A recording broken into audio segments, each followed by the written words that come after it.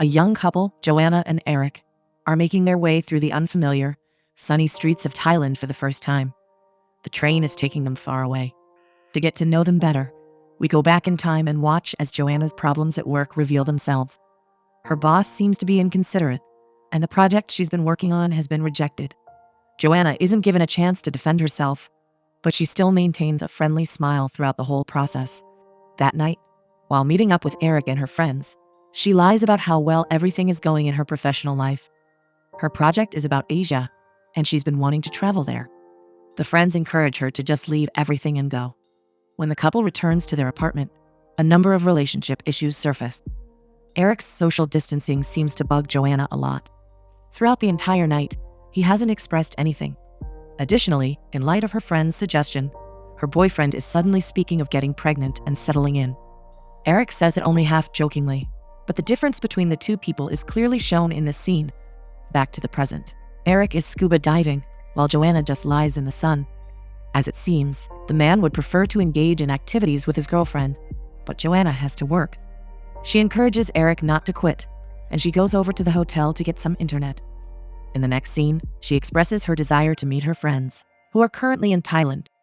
Eric's response to that is unusually harsh. He seems to have no intention of meeting anybody there. Eric's attachment issues are further shown when we travel back in time. Joanna wants to go to the store, and even though Eric is overwhelmed by work, he wishes to follow her. Once she is gone, he seems distracted and anxious. After a few minutes, Joanna is standing by the cashier when suddenly Eric appears in the store. As he says, he just came down to get some fresh air and walk her home. Joanna has a major problem with this. Back to the present time again, Joanna suggests that she goes to meet up with her friends, while Eric stays here and finishes up his scuba diving course. Naturally, it isn't the best possible solution for Eric. He's infuriated that his girlfriend prefers to meet up with some other people over spending some time with him. In light of his attachment issues, this decision by Joanna seems even more painful to him. Finally, Eric snaps at her and tells her harshly that she can do whatever she wants. While saying goodbye later that day, he's much more reserved, but the pain he's experiencing is still showing through his expressions. Joanna tries to make it look as if nothing important is happening. Eric will only have to spend 5 days alone before she meets up with him again. He's a writer, so this will also give him some time to work in silence. She leaves then, and Eric is left alone. To him, this is a major event. A great illustration of how he views his relationship is shown in the next scene. We are in the past again, and Eric is surprising Joanna with 2 tickets to Thailand. There is a cute note attached to the tickets saying, "You, Eric." It's only a simple mistake that he made while being in a rush, but it can't just be a coincidence either. Joanna meets up with her friend David in the following scene. After a warm greeting, we learn that he's a physical training instructor. He walks her to a cottage he booked in advance and offers her to have a drink together. Joanna declines this offer for now. After a 7-hour drive, she's too tired. As it seems, they've known each other for a very long time. After settling in, Joanna tries to contact Eric, but fails to catch an internet connection. She made a promise to email him, though, so she goes over to David's cottage to ask for some pointers. She expects to see David's girlfriend in there, since she knows that David is not alone in Thailand. But as she soon learns, the girlfriend recently left for New York. David says that something important came up, and he didn't tell Joanna since she was already on her way when it happened. Whether it is a lie or not, we don't know yet. As to the internet, he says that he knows a place and will take her there first thing tomorrow. Eric fails to enjoy his lesson the next morning. Feeling abandoned, he goes over to an internet cafe and waits for Joanna to call. When the call finally comes in, he anxiously grabs his headphones and listens to his girlfriend as she tells him the truth about David's girlfriend being gone. The news strikes Eric forcefully. A rushing tide of toxic emotion overwhelms him as he becomes extremely jealous. Now the only thing he can think of is how Joanna is cheating on him.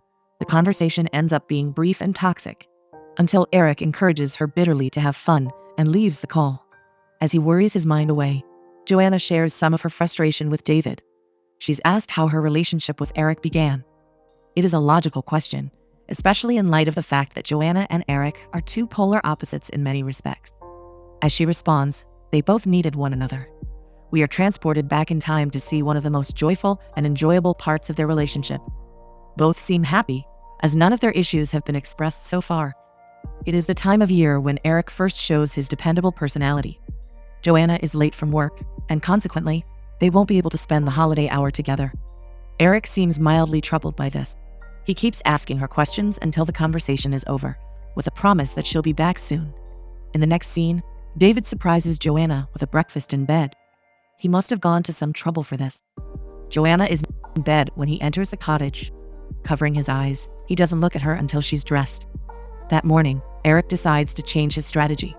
Going over to an internet cafe, he sends Joanna an apology letter and expresses his will to meet them sooner.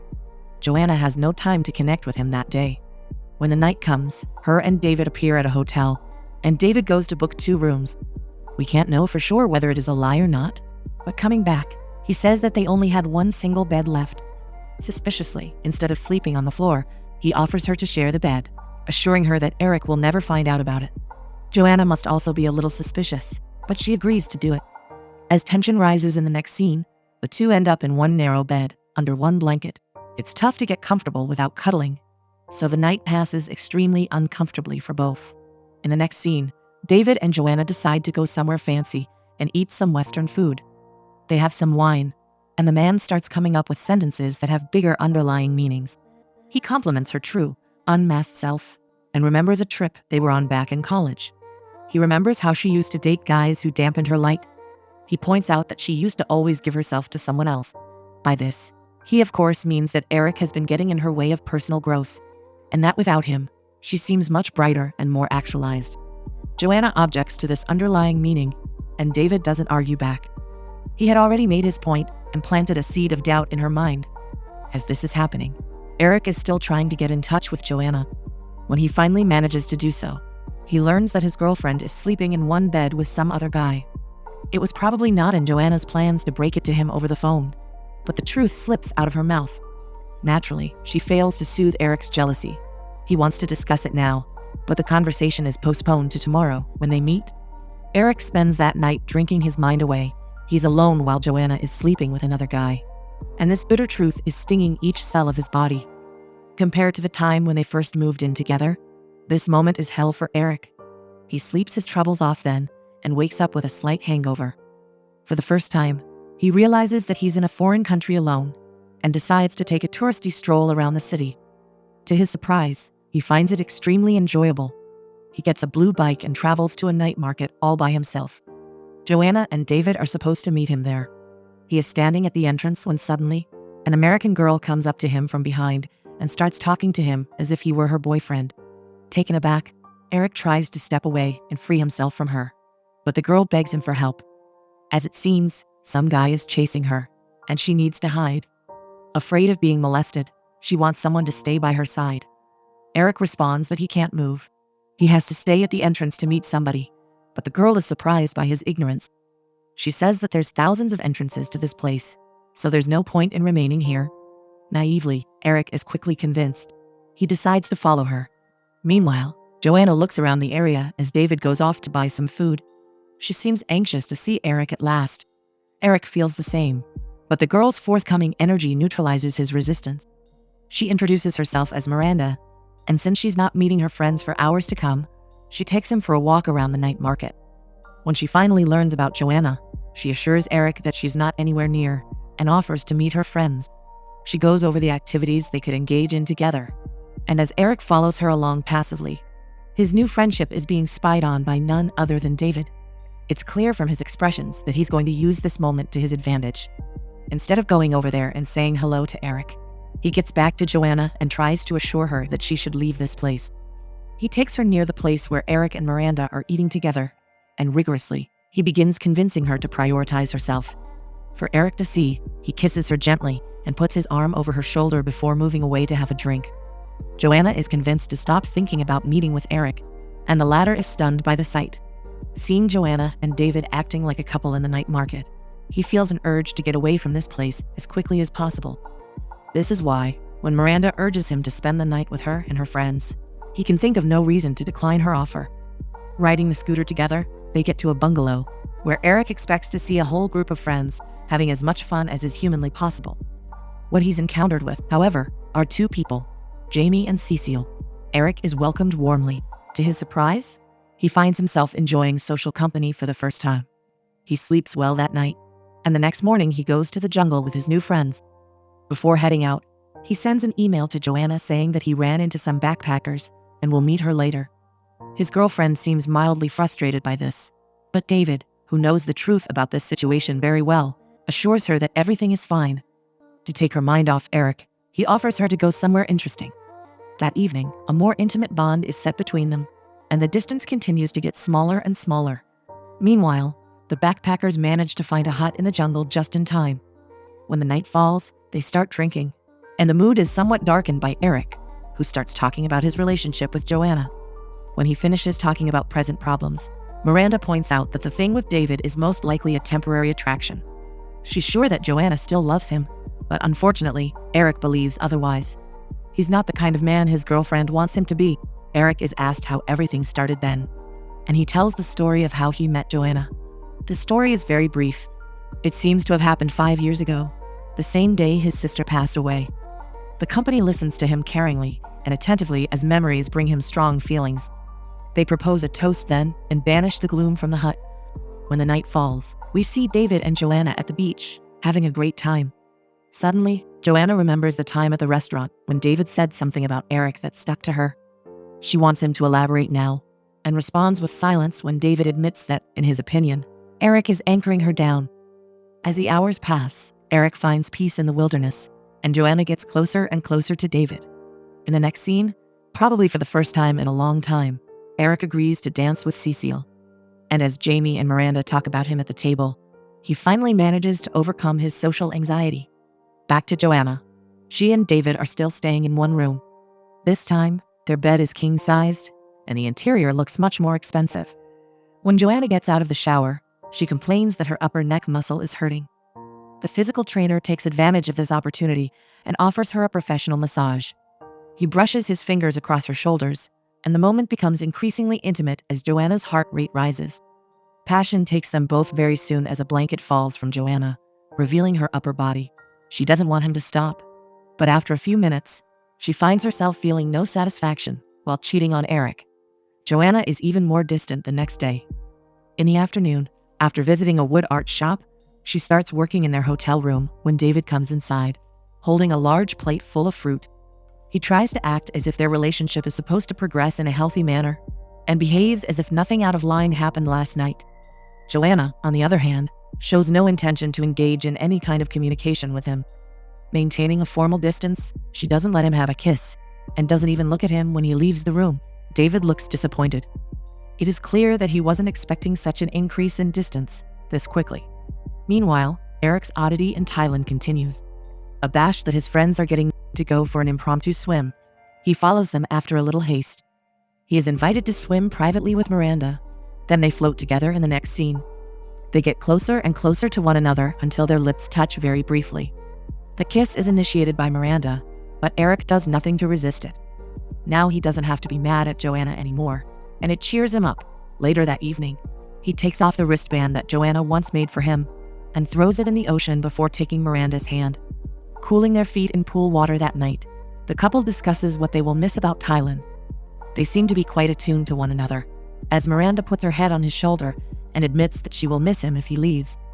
In one slow motion, she gets in the water, then takes him down with her. This time, their kiss is much more passionate, but when Miranda undresses herself, Eric falls back. Something in him simply gets in his way and forces him to get out of the pool. When Miranda offers to keep him company, he agrees, but asks her to just go to sleep together. Joanna and David have a disagreement the next morning. They are at the beach, and suddenly, Joanna finds herself with a man who has countless negative, harmful traits. Their communication is clearly taking a sharp turn towards toxicity, as David says something that makes Joanna want to just get up and leave. The passionate connection that has been underlying their relationship is nowhere to be seen in this moment. It is evident to David that Joanna feels guilty and frustrated that Eric is so out of touch.